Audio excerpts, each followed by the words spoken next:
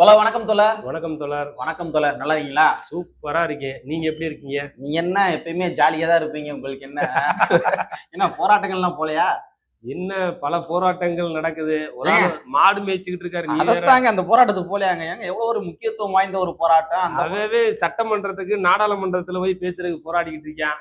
இது மாதிரி மலையில போய் போராட்டம் பண்ணா எப்படி என்ன பண்றது? ஆமா, இப்ப எதுக்கு அதை கேட்டேன் அப்படின்னா, இது சம்பந்தமாகத்தான் நம்ம கொஞ்சம் ரிலேட்டடா வந்து பேச போறோம். அப்படியா? நாம் தமிழர் கட்சியினுடைய சீமான் அவர்கள் என்ன பண்ணிருக்காரு, இன்னைக்கு இந்த மாடு மேய்க்கிற போராட்டம் இன்னைக்கு தானே, நேத்தா முடிஞ்சிருச்சு. மாடு மேய்க்கிற போராட்டத்தை வந்து அறிவிச்சிருக்காரு. அதோட மட்டும் இல்லாம நடத்தி முடிச்சிட்டாரு தலைவா. அதோட மட்டும் இல்லாம அவர் இன்னொரு போராட்டத்தை வேற இன்னைக்கு வந்து நடத்தி இருக்கிறாரு. இந்த போராட்டத்திற்கான காரணம் என்னன்னு பாக்குறப்ப அது விடுதலை சிறுத்தைகள் கட்சி நிறுவனர் அண்ணன் திருமாவளவன் அவர்கள் தான் காரணம். அப்படியா? ஆமா, அது என்ன காரணம் கொஞ்சம் தெளிவா. ஆமா, அது என்னன்றதான் பார்க்க போறோம். ஏன்னா அண்ணன் திருமாவளவர்கள் சம்பந்தமாக சமூக வலைத்தளங்கள்ல ஒரு சில பேசுபொருள் மாறிய உடனேயே திடீர்னு இந்த போராட்டத்தை அறிவிக்கிறாரு. இது நாள் வரைக்கும் சீமான் வந்து போராட்டம் பண்ணல. தேவேந்திர குல வேளாளர்களுக்கு பட்டியல் வெளியேற்றம் அப்படின்ற மாதிரி இந்த சில நாட்களாகவே அவர் எந்த விதமான வாய்ஸும் எழுப்பவே இல்லை. ஆனா இன்னைக்கு திடீர்னு போராட்டம் பண்றாரு அப்படின்னா அதற்கான காரணம் யாருன்னா விடுதலை சிறுத்தைகள் கட்சி நிறுவனர் அண்ணன் திருமாவளவன் அவர்கள். முக்கியமான காரணம் கவின் தந்தை. ஆமா, அவர் சொன்ன ஒற்றை வார்த்தை. இருக்கு நிறைய மேட்ரு உள்ள இருக்குது. இவங்களுடைய அரசியல் சூழ்ச்சிகள் என்ன அப்படின்றத இந்த காணொலியில கொஞ்சம் டீட்டெயிலா பார்த்தலாம். பல்வேறு முடிச்சுகளை அவுக்க போறோம். முடிச்சுகளை அவுக்க போறோம். நண்பர் அனைவருக்கும் உரிமைக்களம் வலைக்காட்சியின் சார்பாக இனிய வணக்கம்.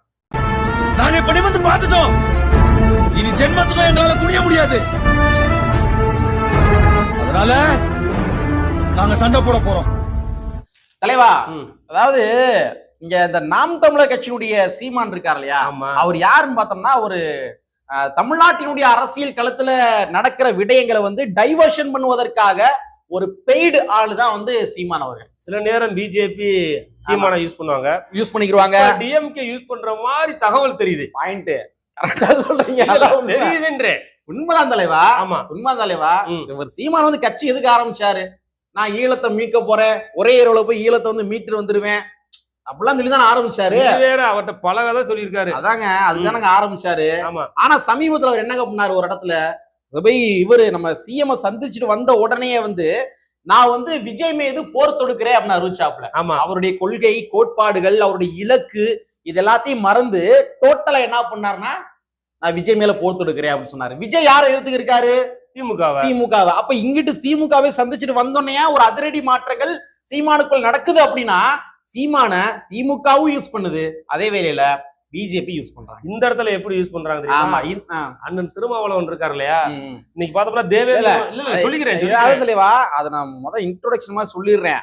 அதாவது சீமான் திடீர் மாற்றமாக இந்த போராட்டத்தை அறிவித்ததுக்கான காரணம் என்னன்றத சொல்லுங்க.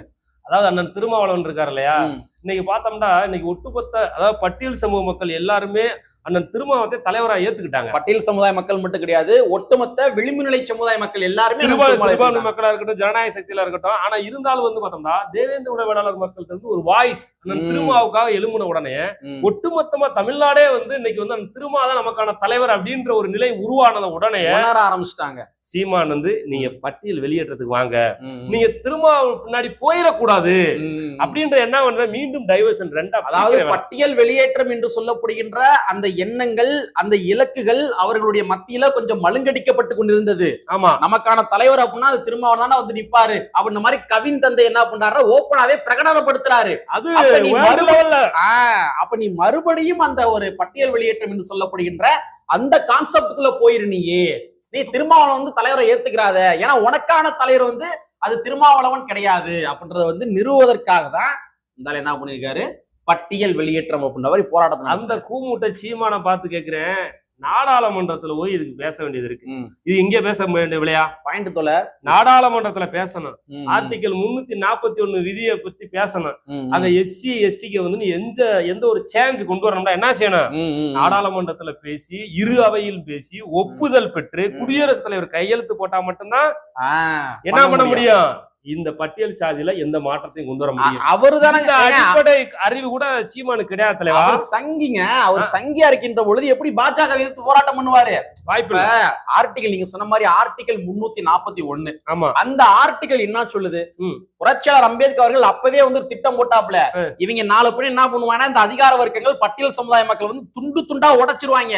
அதனால நம்ம என்ன பண்ணணும்னா ஒரு செக் வைக்கணும், அரசியலமைப்பு சட்டத்தின் மூலமா செக் வைக்கணும் அப்படின்னு சொல்லிதான் ஆர்டிகல் 341 கொண்டு வந்தாரு. ஆமா, அந்த ஆர்டிகல் 341 அடிப்படையில பட்டியல் சமுதாய மக்கள் சம்பந்தமாக எந்த ஒரு திருத்தங்கள் கொண்டு வருவதாக இருந்தாலுமே நாடாளுமன்றத்தினுடைய இரு அவைகளிலுமே விவாதங்கள் மேற்கொள்ள வேண்டும், அதுல பெரும்பான்மை பெற வேண்டும். அதற்கு பின்பாக என்ன பண்ணணும்? குடியரசுத் தலைவர் கொடுப்பாரு. ஆமா, மாநில அரசாங்கத்திற்கு இதுக்கு ரைட்ஸ் கிடையாது. ஆனால் திமுக வைறாரு. நம்ம சீமானு இதுல என்ன ஓடர் வைய முடியாது. நான் என்ன சொல்றேன், அம்பேத்கர் சட்டத்தை படிச்சா தானே அறிவு இருக்கு. அறிவே இல்ல, அறிவு இல்லாம வந்து அதை பாருங்க, மாடு மேய்க்கிற போராட்டம் நடத்துறாப்புல அவரை கூப்பிட்டுக்கிட்டு ஒரு 4 பேர் பிழைப்புவாதிகள் என்ன பண்றான், மெர்ஜாயிடக்கூடாது, அவன் போய் நின்றுகிட்டு வந்து நான் வந்து பட்டியல் வெளியேற்றோம்னா இது என்ன லாஜிக்? நீங்க என்ன கான்செப்ட்ல பண்றானே இதுல நீங்க கேட்ட மாதிரி இப்ப ஆர்டிகல் 341 அடிப்படையில நீங்க என்ன பண்ணணும்னா, நீங்க சீமானுடைய கோரிக்கை என்னவாக இருக்க வேண்டும் அப்படின்னா, நேரா வந்து மோடி அரசாங்கத்துக்கு தான் கோரிக்கைக்கு முன்னாடி வைக்கணும். நாடாளுமன்றத்துல வந்து ஒரு மசோதா தாக்கல் பண்ணுங்க, பட்டியல் வெளியேற்றம் சம்பந்தமா மசோதா தாக்கல் பண்ணுங்க, அது சம்பந்தமாக விவாதங்களை உருவாக்குங்க, அதனுடைய பெரும்பான்மையின் அடிப்படையில நீங்க வந்து என்ன பண்ணுங்க, சட்ட வடிவங்களை கொண்டு வாங்கன்ற மாதிரி மோடி அரசாங்கத்திற்கு தான் சீமான் போன்ற ஆட்கள் நெருக்கடி கொடுக்க வேண்டுமே தவிர நீங்க யாரை எதிர்த்து போராட்டம் பண்றீங்க? இங்க இருக்கிற ஆட்கள் எல்லாமே வந்து அரைகுறை அரசியல்வாதிகள் நினைக்கிறீங்களா, அரைகுறை அறிவு இல்லாதவங்க நினைக்கிறீங்களா? இல்ல, இங்க தமிழ்நாடு அரசியலை பொறுத்த வரைக்கும் என்ன பண்ணி அண்ணன் திருமாவளவனை கார்னர் பண்ணிதான் எல்லா அரசியலும். அதேதான் இது ஒட்டுமொத்த வந்து பார்த்தோம்னா, இவர் வந்து பார்த்தோம்னா ஒட்டுமொத்த மக்களுடைய வெகுஜன மக்களை வந்து நம்பிக்கை பெறுகிற பொழுதுதான் ஒரு டைவர்ஷனை உருவாக்குவாங்க. அதேதான் திமுக இது வரைக்கும் பேசலங்க. இல்ல, திமுகவும் செய்யும், பிஜேபியும் செய்யும், அதிமுகவும் செய்வேன். இன்னைக்கு அந்த வேலையை தான் இப்பதான் வந்து என்ன பண்ணாங்க அப்படின்னு பார்த்தோம்னா, அந்த கவின் இந்த பிரச்சனைக்கு பிறகு தமிழ்நாட்டில் இருக்கக்கூடிய தேவேந்திர குல வேளாளர் மத்தியில வந்து அந்த திருமாவளவன் நமக்கான தலைவர் அப்படின்ற ஒரு நிலையை ஏற்படுகிற பொழுது நீங்க ஒன்னாயிரக்கூடாது, இதத்தே வந்து இதத்தே வந்து ரெட்டமலை சீனிவாசன் என்ன பண்ணாருன்னா 1922 அந்த காலகட்டத்தில் 30 இருக்கு இல்லையா, அவர் சட்ட மேலவை உறுப்பினரா இருக்கும்போது இந்த அன்னைக்கு பறையர் பல்லர் இந்த சக்கிலியரா இருக்காங்க இல்லையா, இவங்க எல்லாம் ஆதி திராவிடர்களா அழைக்கணும், அவங்கள பூரா மெர்ஜ் பண்ணி ஒரே பேர்ல அழைக்கணும், மெஜாரிட்டி கொண்டு வர பார்த்தா இல்ல மெஜாரிட்டி நீ வந்து பார்த்தோம்னா நீ தனித்தனியா பறையரா பிரிஞ்சிராத, பல்லரா பிரிஞ்சிராத, நீ சக்கிலரா பிரிஞ்சிராத, நீ ஆதி திராவிடர ஒன்று இணையம் அப்படின்றக்காண்டிதான் ரெட்டமலை சீனிவாசன் கடுமையா வந்து அதை வந்து சட்டமேடையில முன் வச்சு MC ராஜா மூலமா வந்து நடைமுறை கொண்டு வந்தாங்க. அது எளிய மக்களுடைய கோரிக்கையினுடைய அந்த அடர்த்தி இருக்கு இல்லையா, அந்த அடர்த்தியை வந்து இம்ப்ரூவ் பண்ணணும். நம்ம தனியா வந்து ஒரு கோரிக்கை தூக்கி முன்னாடி வைப்பதற்கும் ஒட்டுமொத்தமா பட்டியல் சமுதாயமாக சேர்ந்து நம்ம கோரிக்கை தூக்கி முன்னாடி வைப்பதற்கும் அதுக்கு வந்து வலு வந்து அதிகம். ஆமா, ஏன்னா நம்மளுடைய வாய்ஸனுடைய அந்த கோரிக்கையினுடைய அடர்த்தி இருக்கு இல்லையா, அந்த அடர்த்தியை வந்து அதிகப்படுத்தணும். அதுக்குதான் நீங்க சொன்ன ரெட்டமலை சீனிவாசன் அவர்கள் அப்பவே என்ன பண்ணாருன்னா ஆதி திராவிடன்றதை கொண்டு வந்தாரு. அதே மாதிரி வந்து புரட்சியாளர் அம்பேத்கர் அவர்களும் தன்னுடைய அரசியல் சட்டத்தினுடைய பிரிவு 341 கீழே இவங்க என்னைக்கு இந்தியா முழுக்க உடைச்சிருவாங்க, இவங்க வந்து தலித் மெஜாரிட்டியை இந்திய அளவுல கொண்டு வரன்ற காரணத்துக்காக தான் அவரும் வந்து 341 கொண்டு வந்தாரு. அப்ப இந்த சங்கி சீமானு அவர் என்ன பண்ணணும்னா, ஆளுகின்ற அரசாங்கம் மோடி அரசாங்கத்தை நோக்கி தான் போராட்டம் பண்ணணும். நாடாளுமன்றத்துல பேசணும், அந்த ஆளு வந்து வார்டு கவுன்சிலரே வக்கீலாம் இருக்காரு, நீங்க நாடாளுமன்றத்தில் பேசுறீங்க. உண்மையை சொல்றீங்க, வார்டு கவுன்சிலர் கூட வக்கீலாம் இருக்காரு, அவர் எப்படி நாடாளுமன்றத்தை பேசுவார்? நீங்க கேவலப்படுறது நான் கேவலப்படுத்துறேன். சரி, வாய்ப்பு இல்ல நீங்க அவருக்கு வாய்ப்பு இல்ல. அவர் ஏன் தெரியுமா, பிஜேபிக்கும் பேசுறாரு, திமுகவுக்கும் பேசுறாரு, இவர் மீடியேட்டரா இருக்கிறதுனால வந்து எந்த காலத்துல அதான் நான் என்ன சொல்றேன்னா, உள்ளபடியே நீ பட்டியல் வெளியேற்றத்தை வந்து உளப்பூர்வமா நீ பண்றதாக இருந்தா நீ என்ன பண்ணா, எம்பிகளை போய் சந்தி. தமிழ்நாட்டுல எம்பிகள் இல்லையா, அந்த எம்பிகளை போய் சந்திச்சு ஒரு கோரிக்கை ஒண்ணு கூட, தேவேந்திர வேளாளர் மக்களை வந்து பட்டியல் வெளியேற்றம் பண்ணணும், நீங்க நாடாளுமன்றத்தை பேச சொல்லி கொடுங்க. இல்ல பிஜேபி எம்எல்ஏ கிட்ட போங்க, எம்பி கிட்ட போங்க, எம்பி கிட்ட போய் மனு கொடுங்க. நீங்க தலைவா நான் சொல்ல ஒரு போராட்டத்தை பண்ணுங்க. தலைவா, வெகுஜன மக்கள் ஏறக்குறைய தேவேந்திர வேளாளர் 95% வந்து பட்டியல் வெளியேற்றத்தை விரும்பல. அதை முதல்ல புரிஞ்சுக்கிறணும். அவ ஏன்டா அவங்க வந்து SC ST இதுதான் வந்து நமக்கு பாதுகாப்பு இல்ல, பாதுகாப்பு இதுதான், இதுலதான் நமக்கு பல்வேறு சட்டங்கள் நமக்கு வந்து நீதி கிடைக்கிறது, இதன் மூலமா தான் நம்ம வந்து கல்வி துறையில சாதிக்க முடிகிறது, அரசு அதிகாரியா மாற முடிகிறது. இப்படி நம்ம தனிப்பட்டு போய்விட்டால், துண்டாடப்பட்டு விட்டால் கண்டிப்பாக நம்ம கேப்பார்பற்ற ஒரு நிலை ஏற்படும் அப்படின்றது வந்து படித்தவர்கள் பெரும்பான்மையினர் இதை விரும்பவே இல்ல. அதனுடைய ஒரு விளைப்புக்காக. அதேதான் நீங்க சொன்னீங்க தெரியுமா, பெரும்பாலான மக்கள் விரும்பவில்லைன்னு சொன்னீங்க தெரியுமா, அதனுடைய ஒரு வடிவம் தான் கவினுடைய தந்தை. ஆமா, கவினுடைய தந்தை வந்து என்னுடைய தலைவர் திருமாவளவன்றாரு. அந்த வார்த்தை ரொம்ப முக்கியம். ஆமா, என்னுடைய, அதாவது திருமாவளவன் அவர்கள் வருவாரு அப்படின்னு சொன்னா கூட பரவாயில்ல. அவர் வந்து சரி ஒரு பாதிக்கப்பட்ட நபராக அண்ணன் திருமாவளவனை எதிர்பார்க்கிறாருன்னு எடுத்துக்கலாம். ஆனா தலைவர் திருமாவளவன் வருவாரு அப்படின்னு சொல்லுகின்ற பொழுதே தன்னுடைய தலைவனாக கவினுடைய தந்தை அண்ணன் திருமாவளவன் அவர்கள் வந்து ஏத்துக்கிட்டார். அதோட இன்னொரு பாயிண்ட், இதை நாடாளுமன்றத்துல பேசுவாருன்னு ஆல்ரெடி பல வருஷம் பேசியிருக்காரு. அதாவது இந்த நிறைய தற்கூறிகள் சொல்லி தலைவா அண்ணன் திருமாவளவன் அவர்கள் வந்து நாடாளுமன்றத்துல பேசியிருக்காரு. விடுதலை சிறுத்தை கட்சியினுடைய எம்எல்ஏ SS பாலாஜி வந்து பார்லிமெண்ட் சட்டமன்றத்துல பேசியிருக்காரு. பனையூர் பாபு பேசியிருக்காரு. சிந்தனை செல்வம் வந்து பேசியிருக்காரு. கூட பேட்டி கொடுத்தாருல, ஆளு சானவாஸ் பேசியிருக்காரு. ஆமா, எல்லாருமே பேசியிருக்கிறாங்க. ஆனா பேசாத நபர்கள் யாருன்னு பார்த்தோம்னா, இவர் சொல்றாரு இல்லையா குடிபெருமை சொல்றாரு தெரியுமா, அந்த குடிபெருமையினுடைய பிரதிநிதிகளாக இருந்து கொண்டிருக்கின்ற ஒவ்வொரு எம்எல்ஏக்கள், திராவிட முன்னேற்ற கழகத்தினுடைய எம்எல்ஏக்கள் பேசல. தன்னுடைய அப்பா சொல்றாரு எடப்பாடி பழனிசாமியா, அந்த எடப்பாடி பழனிசாமியுடைய எம்எல்ஏக்கள் யாரும் பேசல. இதரப்பன கட்சியை சார்ந்தவர்கள் யாரும் பேசல. விடுதலை சிறுத்தை கட்சியும் கம்யூனிஸ்ட் கட்சியும் தான் தொடர்ச்சியாக சட்டமன்றத்துல இதுக்காக பேசிக்கிறாங்க. ஆனா படுகொலைக்கு தனிச்சட்டம் கேட்டு நான் கேட்கிறேன். நீ சொன்ன மாதிரி இன்னொரு கேள்வி கேட்கிறேன், சீமானை பார்த்து கேட்கிறேன்.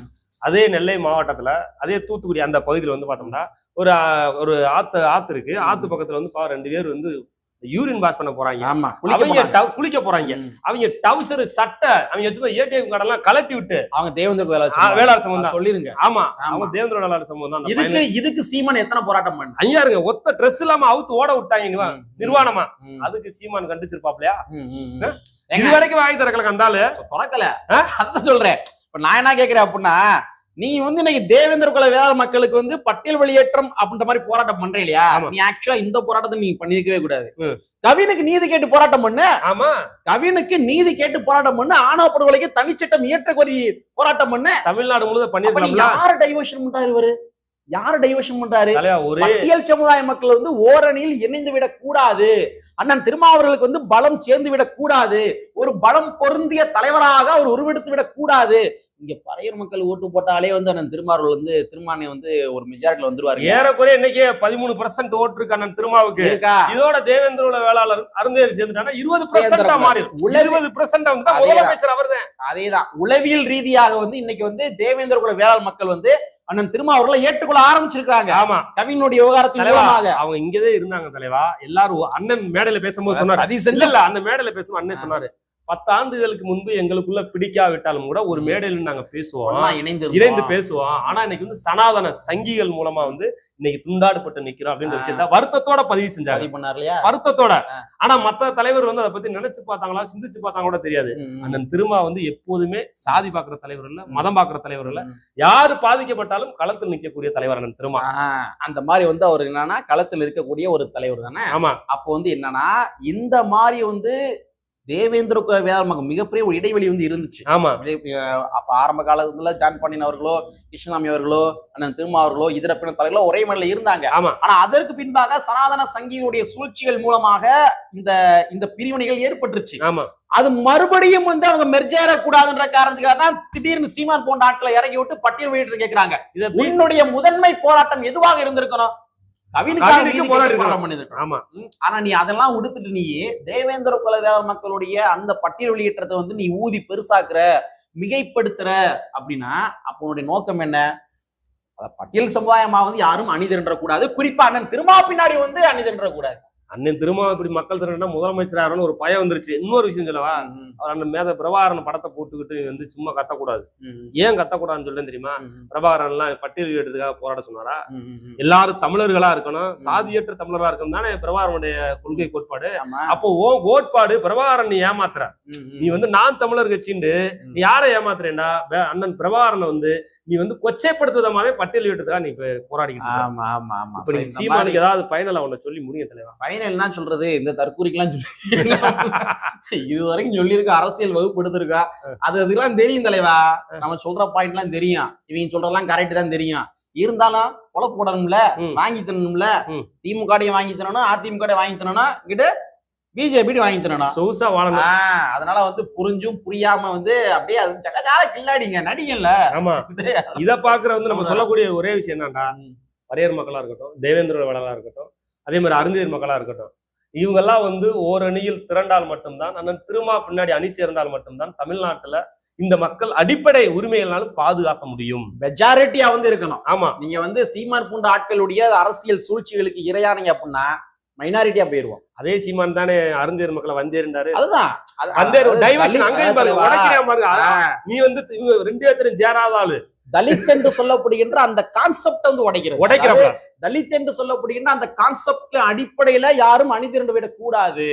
தனித்தனியா துண்டாடுது. அப்ப நீ வந்து ஆல்ரெடி அருந்தையர்லாம் வந்தேறீங்க அப்படின்னு சொல்லி அந்த அவங்க என்ன பண்றாருன்னா அவங்களை உடைச்சு விட்டாங்க. ஆனா அப்படி யாரும் இல்ல, அது போக மாட்டாங்க. இங்க எல்லாருமே எங்க சும்மா அவங்க அண்ணன் திரும்ப சும்மா சொல்றாரு. அததாங்க அண்ணன் திரும்ப வந்து தலித் நம்ம எல்லாம் ஒரே திரும்ப ஒற்றை வார்த்தையை சொல்றாரு. அதையும் அந்த வார்த்தையை கொச்சைப்படுத்துறாங்க. தலித் நான்கு பல்லரு சாரி தலித் அப்படின்னா வந்து தேவேந்திர வேளாளர், பறையர், அதே மாதிரி அருந்தையர், இவங்க மட்டும் தலித் என்று கிடையாது. யாரெல்லாம் வந்து மக்களா இருக்கிறாங்களோ அவங்க எல்லாரும் தலித் தான். அது ஒரு இன்டர்நேஷனல் டேர்ம் தலைவா, அவங்களுக்கு வகுப்படுது. அது ஒரு இன்டர்நேஷனல் டேர்ம். அந்த வார்டு தெரியும், தெரிஞ்சுக்கிட்டு நடிக்கிறாங்க. எத்தனை கூறுகளா பிரிச்சாலும் சரி. ஆனா அண்ணன் திரும்ப வந்து பார்த்தோம்னா இந்த மக்கள் விளிம்பு நிலை மக்கள், அவர் இருக்க வரைக்கும் உடைக்க, குறிப்பா பறையர் மக்களா இருக்கட்டும், தேவேந்திர வேளாளா இருக்கட்டும், அதுக்கு அடுத்து பார்த்தோம்னா அருந்தியரா இருக்கட்டும், குறவரா இருக்கட்டும், செட்டியாரா இருக்கட்டும், நாடாரா, எந்த சாதிக்காரனா வேணாலும், அதே மாதிரி எந்த மதமா இருந்தாலும் சரி பாதிக்கப்படுவாரு அண்ணன் திருமா தான் வருவாரு. அதை மனசுல வச்சு நீங்க எல்லாம் அணிதரணும். அதே ஓகே. சோ இந்த மாதிரி வந்து இன்னைக்கு வந்து சீமா அவர்கள் நடத்திய இந்த போராட்டம் என்பது தேவையில்லாத ஆணி அப்படின்னு சொல்லலாம். அவர் ஒரு நினைக்கிறாரு ஏதாவது நம்ம ஒரு பெரிய லெவல்ல ஒரு டிபேட் உருவாக்கலாம். நினைச்சோம், வேற வழி இல்லாம சரி இருக்கிற ஒரு சில பேர் அரசியல் படுத்தலான்றக்காக இந்த பேச்சுகளே. சோ வந்து சீமானவருடைய இந்த அரசியல் சூழ்ச்சிகள் என்பது ஒருபோதும் தேவேந்திர குல வேளாண் மக்கள் இடையே வந்து ஈடுபடாது. அதே வேளையில இவங்க தலித் மெஜாரிட்டியை ஒருபோதும் உடைக்கவே முடியாது என்பதனை கூறிக்கொண்டு கற்பி ஒன்று சேர் புரட்சி செய்கின்ற புரட்சியாளர் அம்பேத்கருடைய வரியை கூறிக்கொண்டு நிறைவு செய்கின்றோம். நன்றி, வணக்கம்.